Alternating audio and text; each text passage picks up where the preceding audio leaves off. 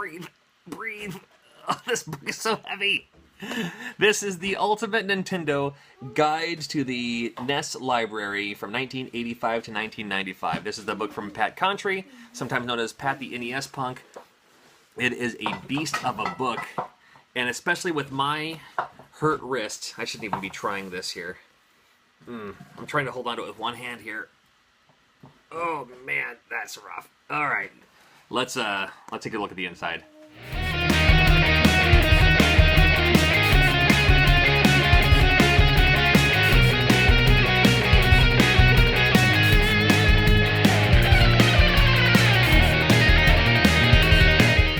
This is the Ultimate Nintendo Guide to the Nintendo Library, or NES Library, 1985 to 1995, from Pat Contri. Don't let the name fool you. There's a lot more people in it than just Pat Contri here, but super cool book here. You hear about the mammoth size of this book, and with all these pages, maybe, it's more than half. It's probably like 3/4 of these pages are the actual about Nintendo games, but then there's forwards, there's little history lessons, it covers some of the accessories as well. I'm not going to go through everything about this book, but I do love this front page here because it shows some of the classic posters that some games used to include, including, I love this one here from LJN, because if you look at it, I'll try to zoom in here, that Nightmare on Elm Street one uses a screen cap from a different Nightmare on Elm Street game, maybe a prototype or something they were working on until they changed what Nightmare on Elm Street was, so get a little closer look at that one there too. Table of contents here, the pages, we could talk about the pages for just a moment. They are almost unnecessary, it's hard to tell just from this, but it's a super thick page.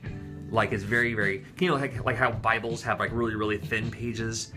This book has really thick pages, which is good. Maybe it's to prevent ripping or something, but contributors as well about them a little bit. Ian Ferguson, you know him from the CU podcast.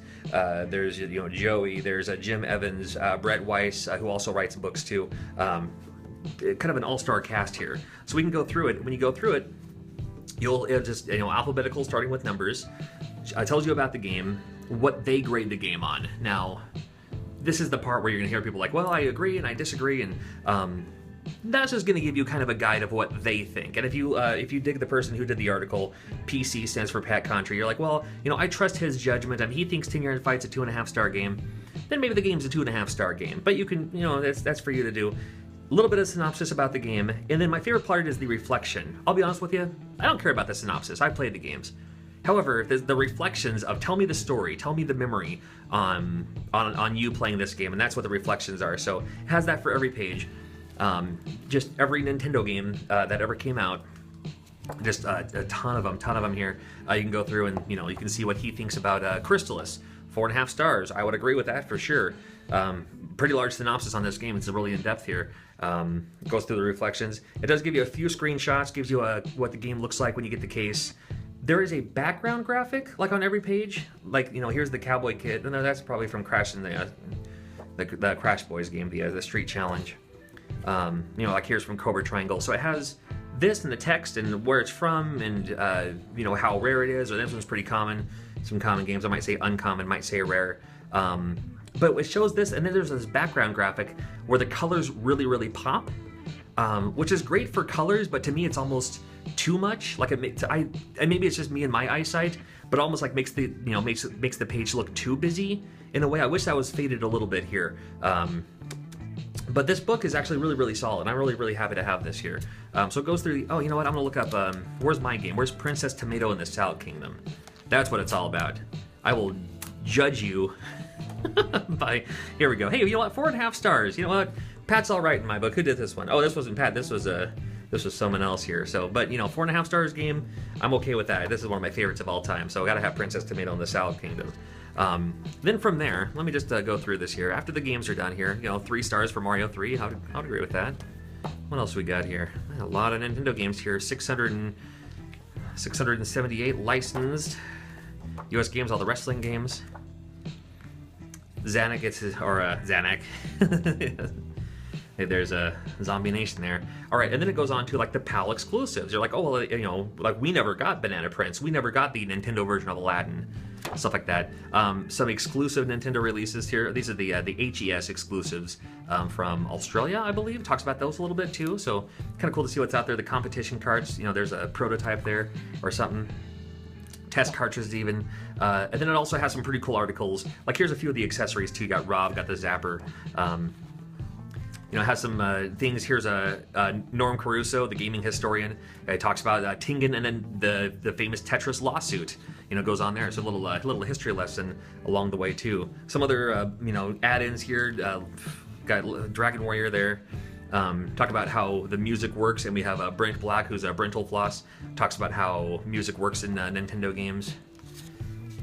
A little bit about Color Dreams and Wisdom Tree, the Hellraiser game we never got from Color Dreams. That was supposed to happen. Over 1 million worlds. I remember seeing that in magazines. It's like, 1 million worlds, I'm down. Never came out though. Censorship in video games. This is from Pat himself.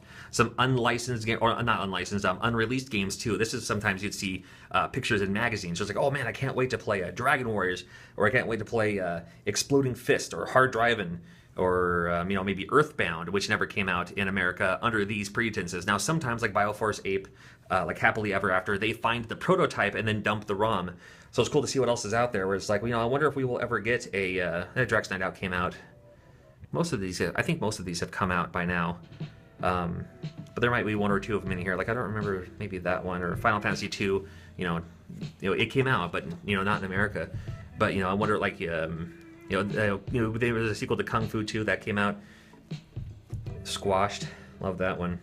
Sunman was supposed to be their Superman, so it plays a lot like that. But you know, I wonder if we'll ever see a Thomas the Tank Engine ROM from a prototype that's being, you know, non-dumped or something like that. So cool to see those. I'm a huge fan of games that never came out, because maybe, hey, maybe there's a ROM out there somewhere. All the Kickstarters as well. I'm in here somewhere. John Riggs. Ah, there I am. John Riggs right there. So you can see my name in there. Very, very cool. More ads on the back. And this is the, oh my goodness, it's a heavy book here. The Ultimate Nintendo Guide to the Nintendo Library here. This book will compress your spine. Oh my goodness. A pretty big book here. But here it is, the Ultimate Nintendo book. Super cool. Happy to have backed it. If you didn't get yours, it is available online. I'll leave links in the description below.